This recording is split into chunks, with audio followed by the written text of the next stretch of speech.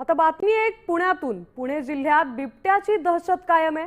जिल्ह्यातील खेड तालुक्यातील कडूस धायबर शिवारात बिबट्याचा मुक्त संचार सुरू आहे।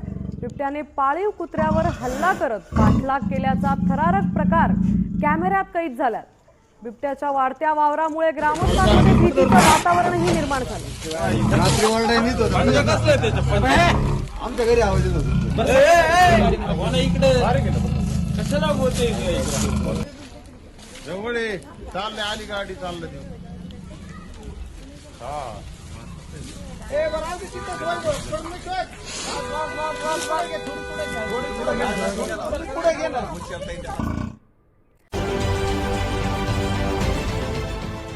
देश विदेशातील प्रत्येक घडामोडींचे लाईव्ह अपडेट मिळवण्यासाठी आता साम टीव्हीच्या सर्व सोशल मीडिया प्लॅटफॉर्मला लाईक, फॉलो आणि सबस्क्राईब करा।